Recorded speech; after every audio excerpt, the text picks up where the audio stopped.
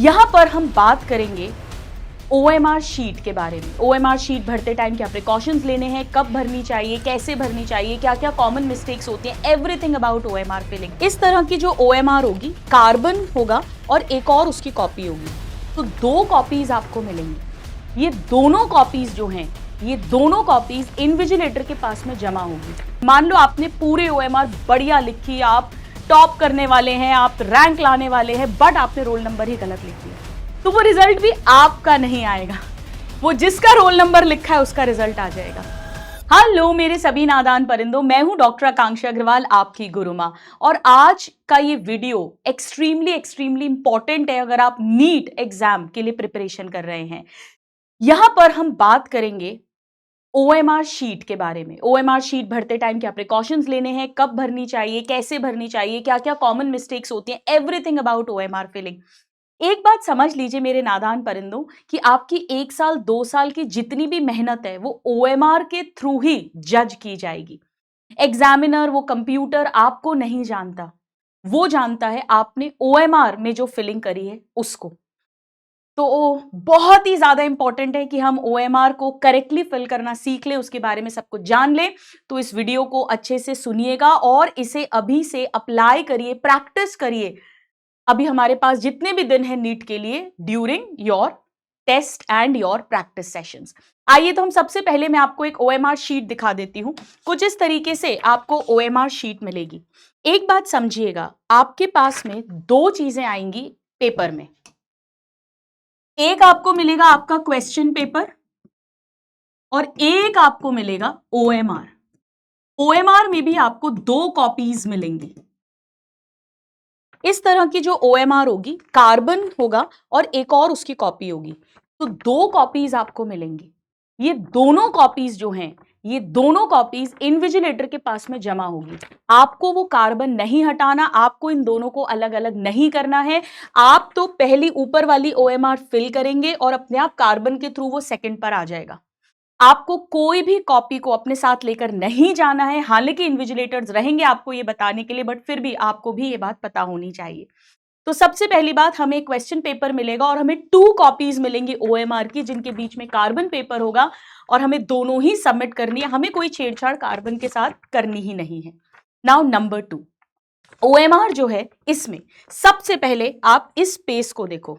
ये जो खाली जगह आपको दिख रही है, यहां पे, यहां पे, यहां पे, यहां पे, ये खाली जगह नहीं है, ये बार कोड्स हैं। जी हाँ, OMR पे बार कोड्स होते हैं। ये छिपे हुए बार कोड्स हैं जो आपको दिखाई नहीं दे रहे हैं। इसीलिए कभी भी एक्साइटमेंट में आके, फ्रस्ट्रेशन में आकर यहां पर कोई डिजाइन बना लिया, चितकबरा कर दिया, कुछ सॉल्व कर लिया, ये गलती कभी मत करना कि ये तो खाली जगह है। यहां पर लिखा हुआ भी है, candidate must not carry original और ऑफिस कॉपी। यहां पे 2 कॉपीज हैं, एक ओरिजिनल और एक ऑफिस कॉपी। ये दोनों में से कोई आपको लेकर नहीं जाना है। और यहां पर कहीं पर भी आप बार कोड को टच नहीं करेंगे, हैम्पर नहीं करेंगे, आप यहां पर कुछ भी नहीं लिखेंगे। Number 1, very very very important. इसके बाद में यहां पर सबसे जरूरी है रोल नंबर। मैं अभी आपको दिखाती हूं। बेटा आप ऐसा समझ लीजिए कि इस रोल नंबर के थ्रू ही आपकी कॉपी चेक होगी। मान लो आपने पूरे OMR बढ़िया लिखी, आप टॉप करने वाले हैं, आप रैंक लाने वाले हैं, बट आपने रोल नंबर ही गलत लिख दिया, तो वो रिजल्ट भी आपका नहीं आएगा, वो जिसका रोल नंबर लिखा है उसका रिजल्ट आ जाएगा। तो यहां पर आप देख सकते हैं इस तरीके से ये रोल नंबर लिखा हुआ है।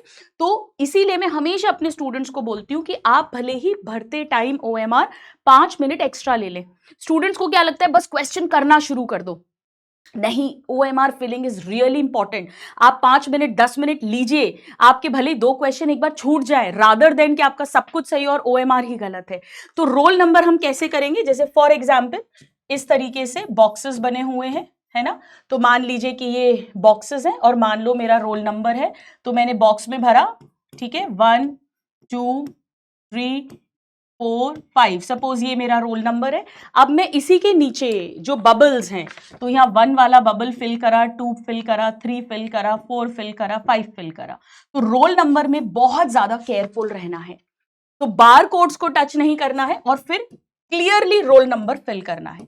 रोल नंबर फिल करने के बाद में 2 चीजें आपको फिल करनी रहेंगी, एक टेस्ट बुकलेट नंबर और एक टेस्ट बुकलेट कोड। यहां पर आप इस OMR में देख सकते हैं, अगेन जो आपका क्वेश्चन पेपर आपके पास आएगा उसमें एक टेस्ट बुकलेट नंबर लिखा होगा, वो आप यहां पर लिखेंगे। तो सपोज करिए मेरा 1 2 3 है, आपको दिख रहा होगा यहां पे, तो मैंने यहां पर 1 लिखा, ये 1 वाला बबल फिल कर दिया, 2 लिखा, यहां 2 वाला बबल फिल कर दिया। इसी तरीके से यहां पर टेस्ट बुकलेट नंबर जो भी ABCD जो भी कोड होगा आपका, तो टेस्ट बुकलेट नंबर लिखा, उसके बाद टेस्ट बुकलेट कोड लिख दिया। अब इसके बाद में नेक्स्ट है डिक्लेरेशन। डेक्लेरेशन, बेटा डेक्लेरेशन अगेन बहुत इंपॉर्टेंट है। यहां पर अगर आप देखें गौर से, ये देखिएगा, यहां ये दिया हुआ है कि ये सारी इंफॉर्मेशन जो आप दे रहे हैं वो करेक्ट है।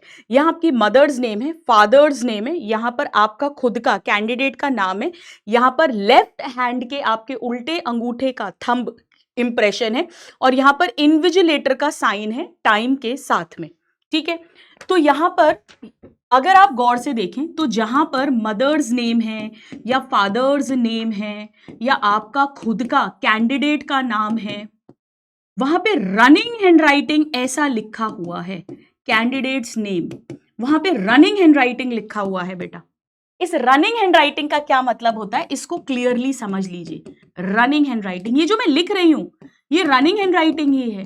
मतलब फॉर एग्जाम्पल अगर मुझे अपना नाम लिखना है तो मैं ऐसे लिख दूंगी, सिंपल आकांक्षा।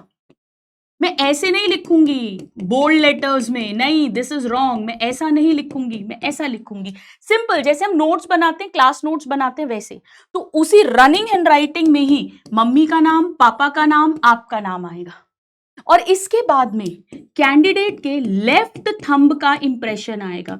बेटा देखो वैसे तो वहां पर इनविजिलेटर्स होंगे आपको ये बात बताने के लिए, बट उनका लाइफ डिफाइनिंग एग्जाम तो नहीं है ना, तो उनको तो कोई फर्क नहीं पड़ेगा। तो हो सकता है कोई इन्विजिलेटर इतने केयरफुल ना भी हो, तो आपको ध्यान रखना है, एक बार पढ़ लेना कि वहां पे लेफ्ट थंब है, लेफ्ट हैंड है, तो उल्टे हाथ के अंगूठे का ही इंप्रेशन हमको लगाना है। तो ये सब कुछ आप करेंगे, उसके बाद इनविजिलेटर अपना साइन कर देंगे। तो ये सब बहुत ज्यादा इंपॉर्टेंट है कि हम साइड्स में कुछ भी नहीं लिखेंगे, बारकोड्स को टेम्पर नहीं करेंगे।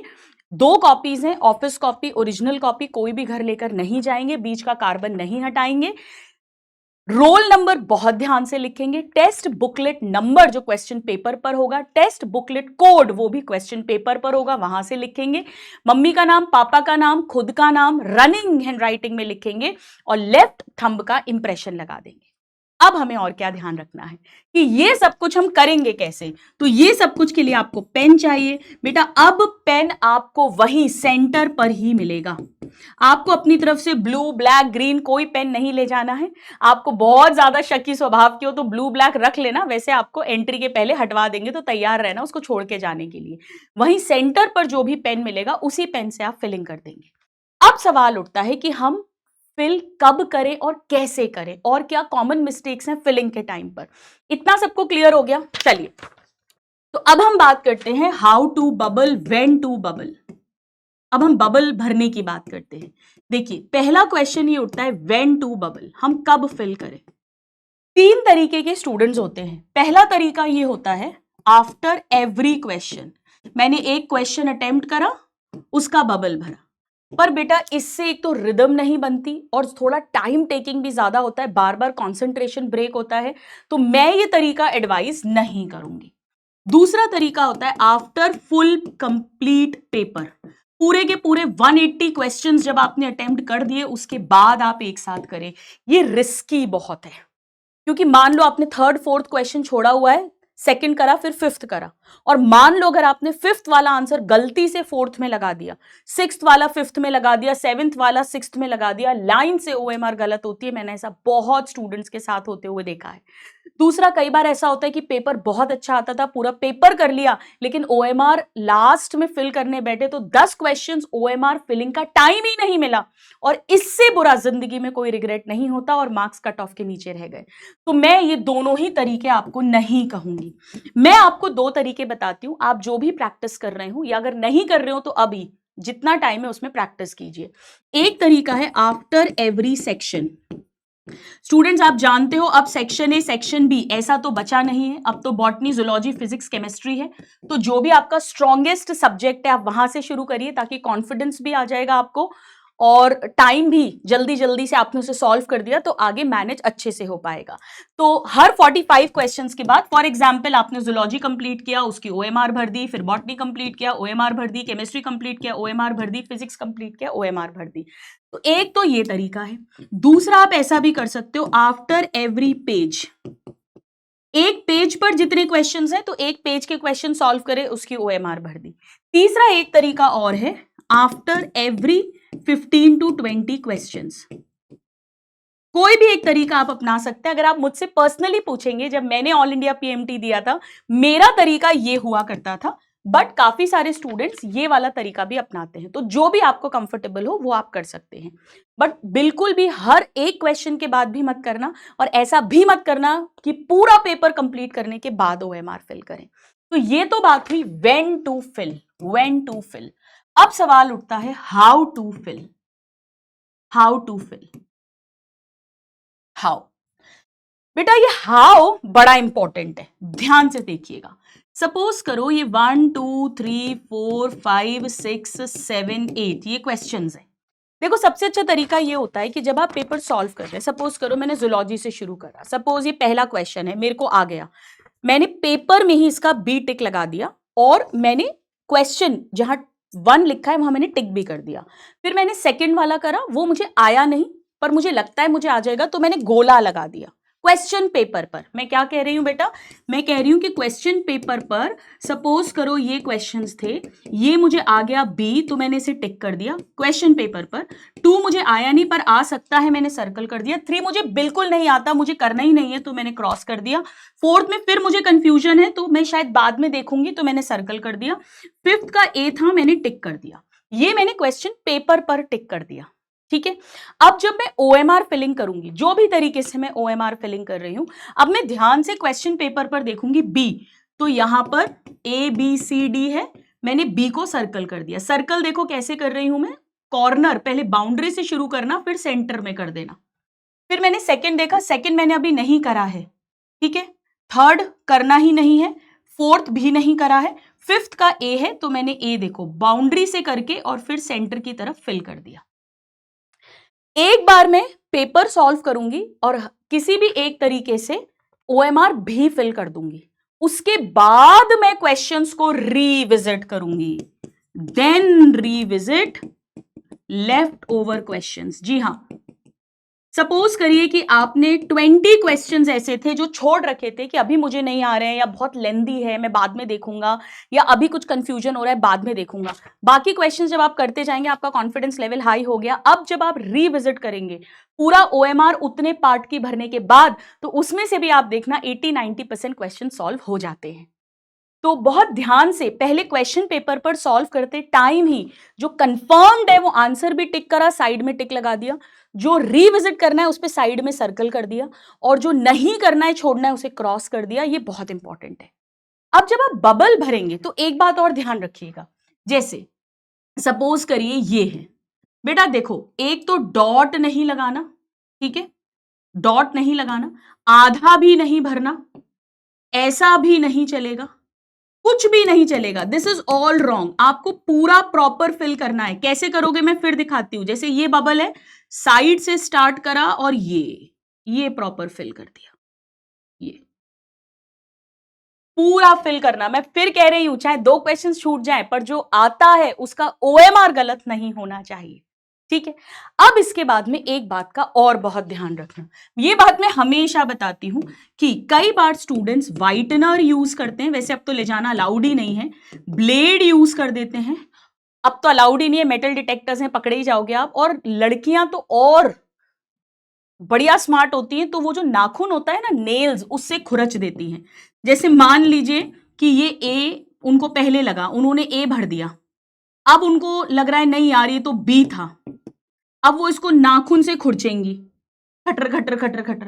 बेटा एक बात समझो आप, ओएमआर शीट कंप्यूटर स्कैन करता है, अगर आपने प्रॉपर एक सिंगल बबल नहीं लगाया है अगर आपने डॉट लगाया, क्रॉस लगाया, आधा अधूरा भरा, वाइटनर लगाया, अब तो खैर अलाउड नहीं है ले जाना, या आपने नाखून से उसको खुरच दिया, तो वो उसे रीड नहीं करेगा।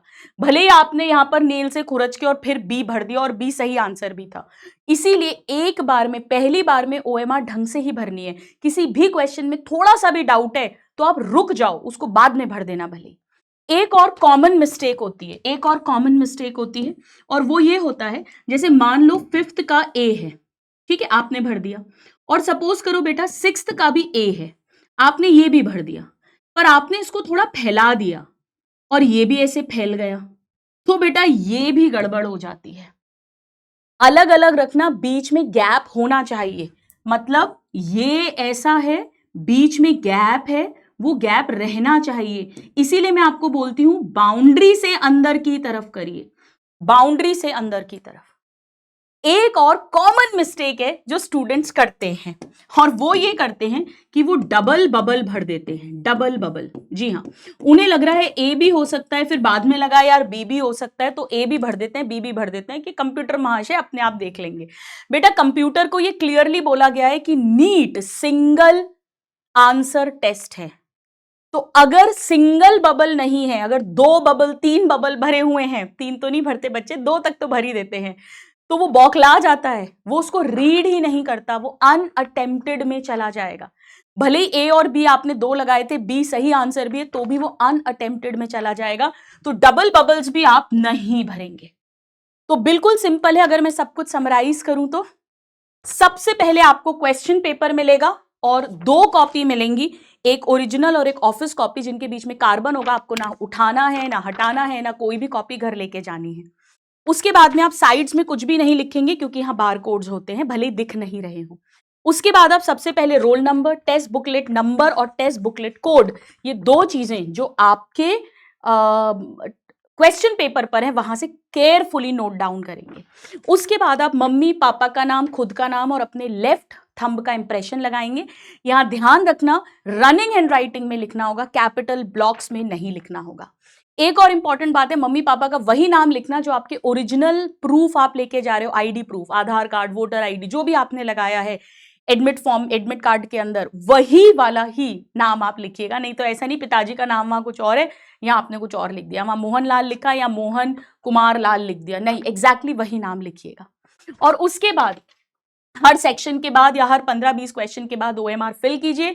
फिल करते में बहुत ज्यादा ध्यान रखिएगा, भले कोई डाउट है तो उस समय छोड़ दें। बेटा एक बात याद रखना, मैं आपको अपने अनुभव से कह रही हूं, जीवन में इससे ज्यादा दुख कुछ नहीं देता कि हमें सब कुछ आता था, वो क्वेश्चन आता था, पर ओएमआर गलत फिल करने के कारण वो रॉन्ग हो गया। एक बार क्वेश्चन आता ही नहीं था, वो चल जाता है। और दूसरी बात, कोई नहीं पूछता कि आपको सब आता था, आपने बहुत मेहनत की, बट ओएमआर गलती के कारण आपका सिलेक्शन नहीं हुआ या कट ऑफ के नीचे रह गए। People will only ask about the result. So it is our responsibility. We have to take the responsibility. ये नीट की प्रिपरेशन का ही पार्ट है। जितना इंपॉर्टेंट क्वेश्चन सॉल्व करना है, उसे केयरफुली रीड करना, उसका आंसर निकालना, उतना ही इंपॉर्टेंट इस OMR शीट को भरना है। All my love and all my best wishes with all my नादान परिंदों, all my blessings. रिलैक्स होके पेपर देना, और एक बात याद रखना, पेपर जैसा भी है वो सबके लिए हार्ड होगा बेटा, तो सबके लिए होगा। तो अपना कूल मत खोना, अपना पेशेंस मत खोना, अपना कॉन्फिडेंस मत खोना, अपना बेस्ट देने की कोशिश करना, बाकी जीवन में सब अच्छा ही होगा। Bye everybody, God bless you, thank you so much.